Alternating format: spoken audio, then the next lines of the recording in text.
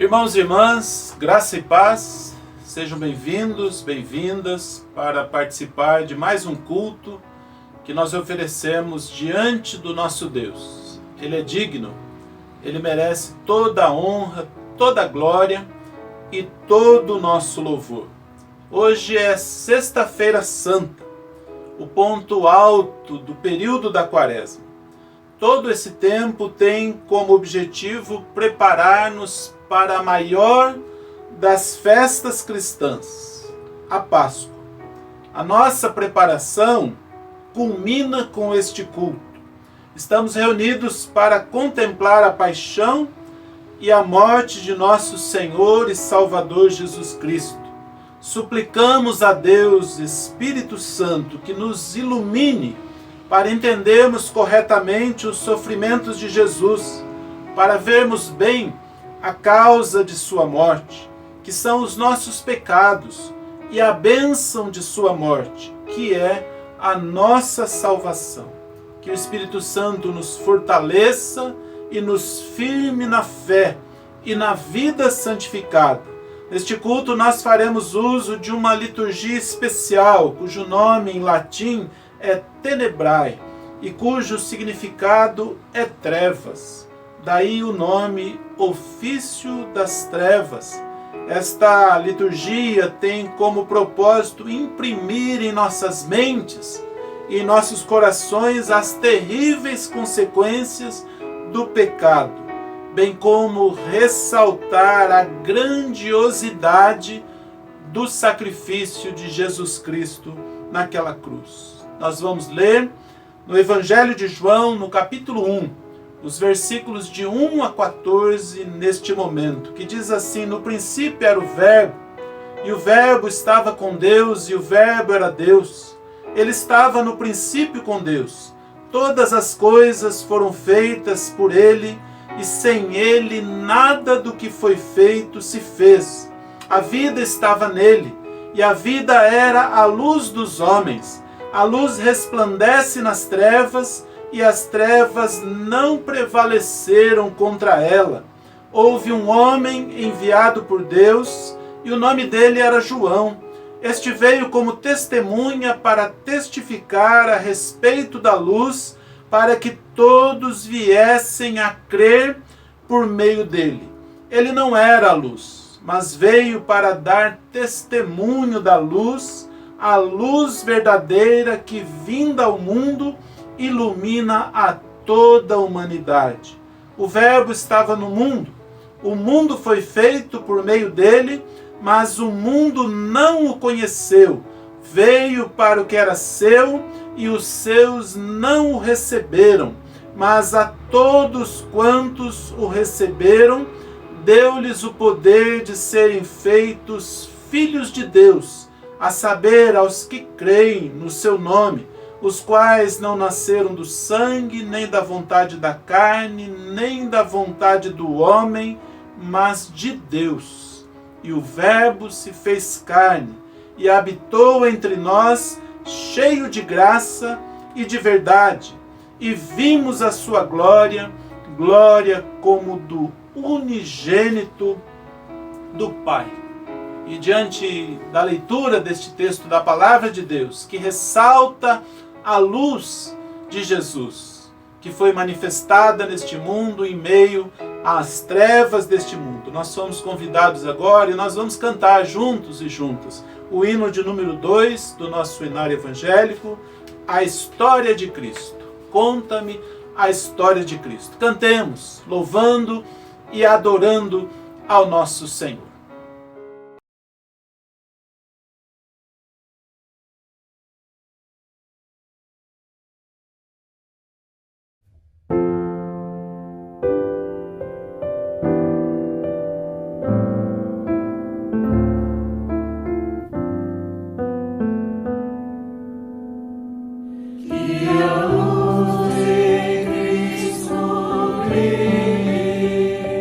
Nos envolva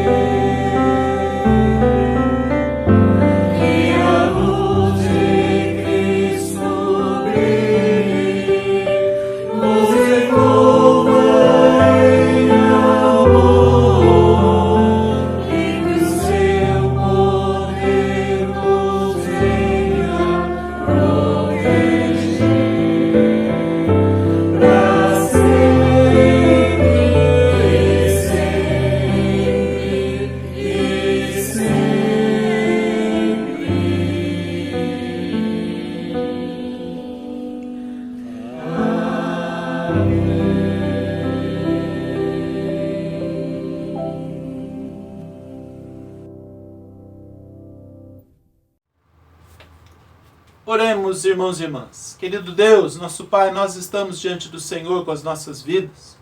Gratos, ó Deus, pela oportunidade, pelo privilégio de nos reunirmos nesta sexta-feira, a Sexta-feira Santa, a Sexta-feira da Paixão. Ó Deus, esse tempo que marca aquele dia em que houve trevas naquele lugar, para que nós, ó Deus, possamos perceber a dimensão daquele sacrifício, a dimensão daquilo que aconteceu com Jesus e possamos refletir sobre as nossas vidas. Pai, nós pedimos ao Senhor que nos abençoe, pedimos ao Senhor que nos dê graça, para que aquilo que nós fazemos neste momento, ó Deus, que seja para a glória e louvor do Teu santo nome, e que o Senhor, ó Deus, alcance cada um dos nossos corações. Testifica, ó Deus, a graça de que nós somos acolhidas, Senhor, na Tua presença, e que o Senhor tem um propósito para as nossas vidas. Aceita, Senhor, o culto que nós ofertamos. Aceita, Senhor, a nossa adoração, ó Deus. O Senhor que é grande, o Senhor que é poderoso, o Senhor que é todo cheio de amor e tem manifestado este amor pelas nossas vidas, ó Deus. Aceita, Senhor, as nossas vidas na Tua presença e continua, Senhor, ministrando aos nossos corações. Ajuda-nos, ó Deus, a perceber o valor desses acontecimentos e o que eles representam para as nossas vidas. Em nome de Jesus. Amém, Senhor. Amém.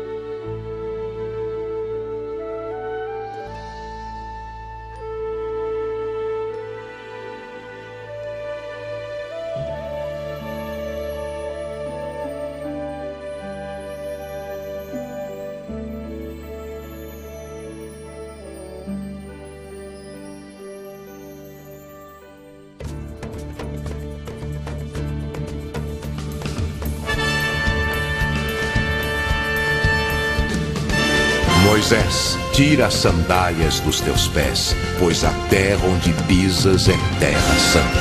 A sarça não se consumiu, e Moisés sua glória viu. Voz de poder, som de trovão, estás na presença do grande eu sou. Israel viu o exército, e os carros viu do Egito, e Deus soprou, abrindo o mar, para o seu povo a pé passar.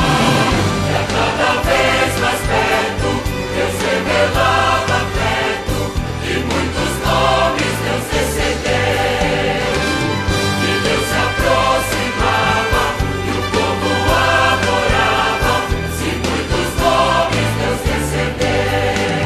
Senhor dos exércitos e Deus fiel, o Deus de Abraão, o Deus de Israel, o Alfa e Ômega, grande eu sou, libertador nosso, que jamais morreu.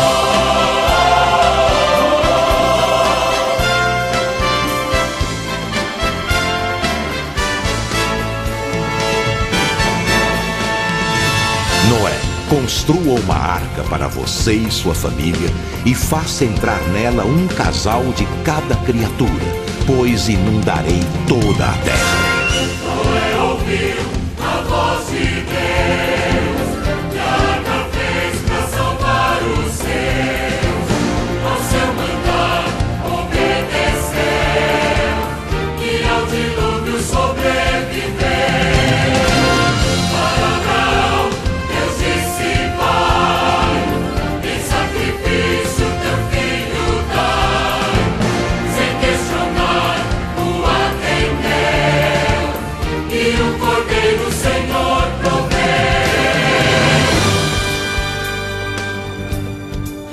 Vez após vez, Deus se revelou aos homens, e cada vez os homens lhe deram um nome baseado naquela revelação. Davi o chamou de nossa retidão, Jeremias o chamou de nosso conforto, Jó o chamou de meu amigo. Todos esses nomes eram verdades acerca de Deus, e todos apontavam para Jesus. Jesus foi profetizado por Isaías quando este declarou: uma virgem conceberá e dará à luz a um filho, e seu nome será Emanuel. Maria foi quem Deus chamou para ser a mãe do Salvador. Jesus será seu nome, um outro nome maior não há, nem haverá. E cada vez mais perto, Deus revelava afeto, e muitos nomes Deus recebeu.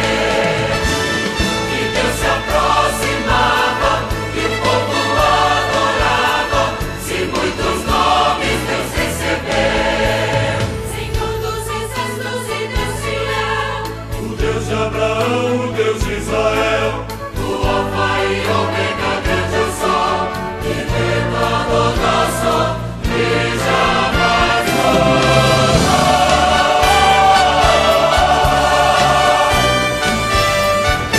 outro nome maior não há.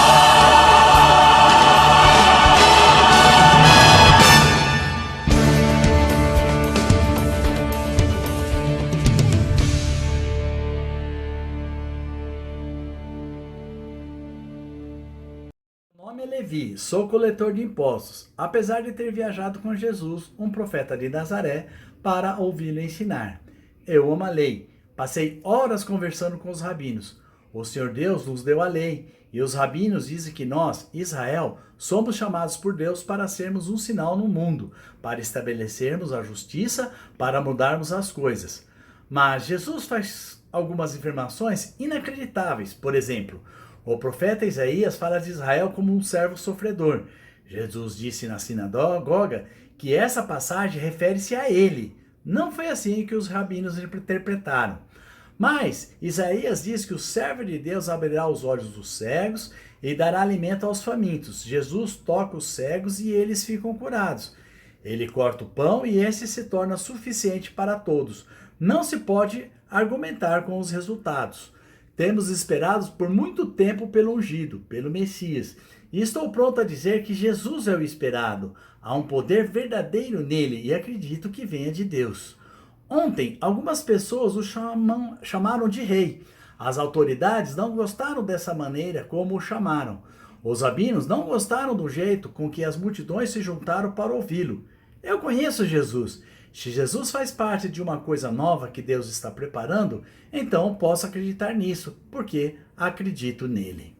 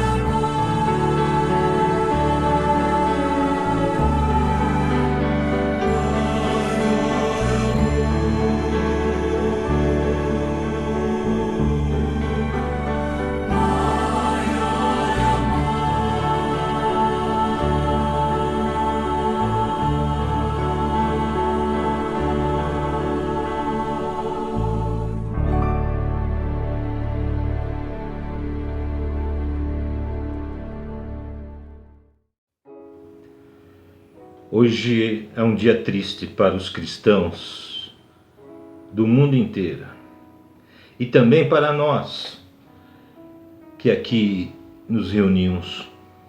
A Sexta-feira Santa nos leva a refletir sobre a morte cruel de Jesus Cristo, o Filho de Deus. O nosso Deus, que se fez ser humano, viveu neste mundo, ensinou, curou, deu o exemplo que está registrado nos evangelhos, mas ele fez algo que dificilmente conseguimos compreender nas nossas limitações de seres humanos. Ele entregou sua própria vida. Vocês já pararam para imaginar, estando lá, naquela ocasião, sendo um seguidor, uma seguidora de Jesus, do nada, ver aquele homem que se mostrava poderoso em suas curas e sábio em seus ensinamentos, se submeter à morte daquela forma, sem lutar contra os poderes que o oprimiam. Por quê? Por quê? Deveriam se perguntar às pessoas que o queriam bem. Ninguém entendeu. Ninguém desejou que fosse desta forma, desse jeito. Vocês certamente iriam também se perguntar: por quê? Por quê? Ele é um homem tão bom, não precisaria morrer. Mas morreu. Mas é bom nos perguntarmos: por quê? Por quê? Alguma razão deve existir para ele fazer isso? Ou será que não? O que vocês acham? E não é uma razão simples. É a maior das razões, a maior das causas da humanidade. Foi por nós que ele fez isso.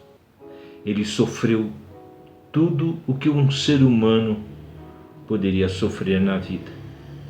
Passou pelas mais difíceis situações que alguém poderia enfrentar.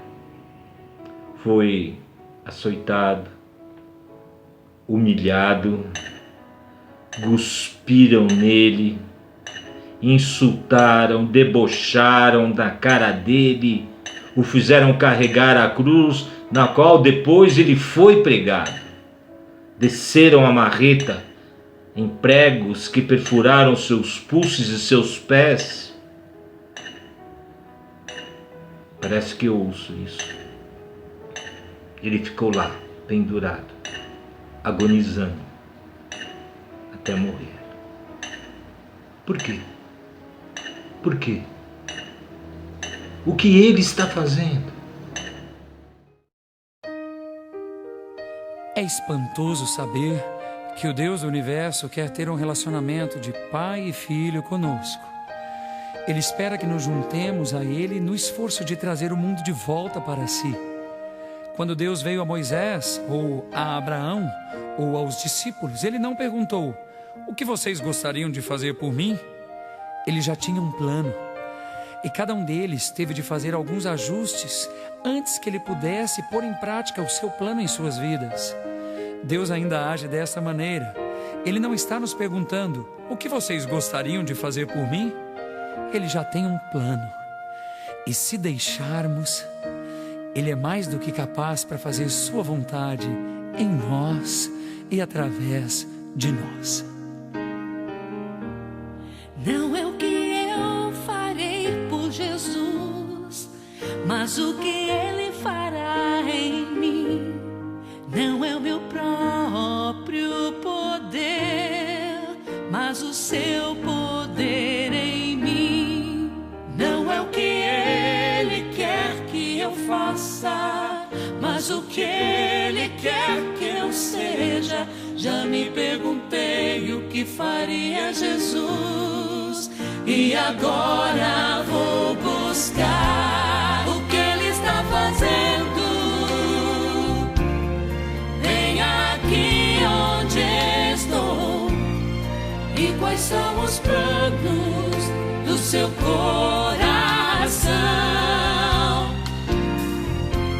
Deus quer que eu faça parte e seja honesto ao perguntar o que Ele está fazendo e se eu vou ficar à parte. Não são meus planos que Ele quer, pois Ele já traçou os seus. Não é o que eu posso ofertar, pois tudo vem das suas mãos. Se eu abrir mão das minhas ideias e deixá-lo dirigir, não perguntarei o que faria Jesus, mas verei ao meu redor o que Ele está fazendo. Bem aqui onde estou, e quais são os planos do seu coração. Deus quer que eu faça parte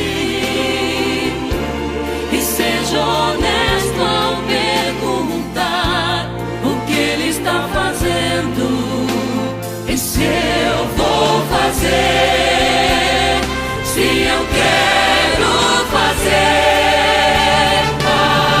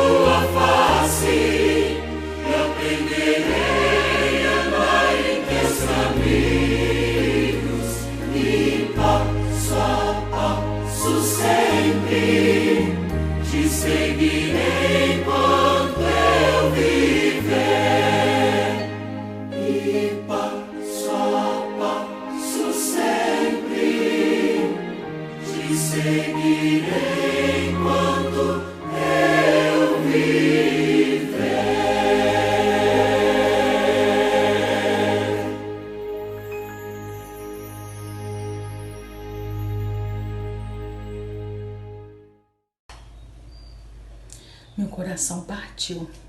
Mataram meu filho. Fiquei ao seu lado enquanto eles o machucavam e não podia fazer nada. Ele sofreu tanto. Ele teve sede, pediu água, e um dos soldados molhou um pano com vinagre e o colocou em seus lábios. Por que eles tinham que ser tão cruéis? Eles bateram nele, o torturaram e depois humilharam. Se eu pudesse tomar para mim um pouco da sua dor, eu tomaria. Mas eu podia ficar apenas ali, sem poder ajudar. João ficou ao meu lado. João, filho do trovão. E da cruz, em meio à sua dor, Jesus pensou em mim. Ele me disse: eis aí o teu filho. E então disse a João: eis aí a tua mãe. Eu não quero ser mãe de João. Meu filho está morto e ninguém pode tomar o seu lugar. Eu sabia que Jesus tinha nascido por uma coisa diferente. José sabia. Anos atrás, quando o levamos ao templo para a circuncisão, Simeão também sabia. Ele me disse: uma espada traspassará a tua alma. Agora eu sei o que ele quis dizer. Eu orei para que não terminasse assim. Jesus tinha sua própria maneira de ouvir e sua própria maneira de ser fiel. Mas eu não compreendo por que tinha que ser desse jeito.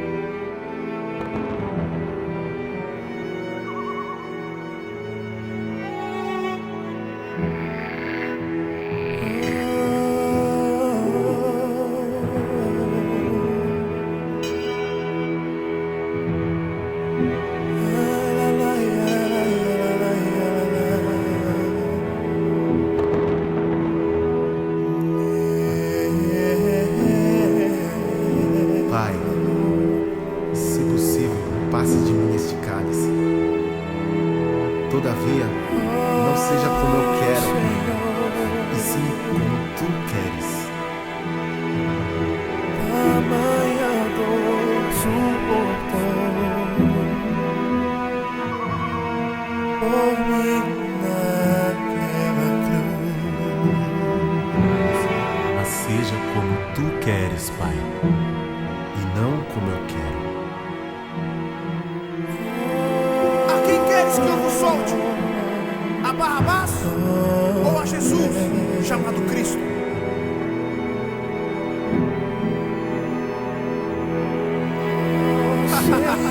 Salvou os outros e a si mesmo não pode salvar-se.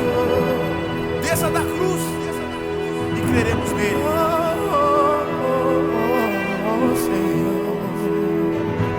Pai, perdoa-os, pois não sabem o que fazem.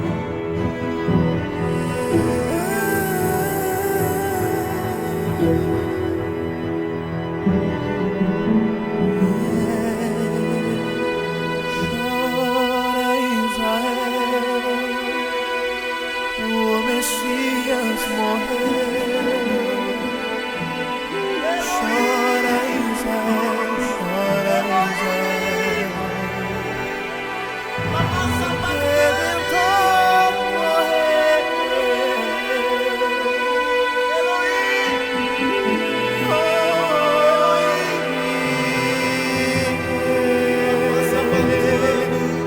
O Redentor morreu, o Salvador morreu. Chora.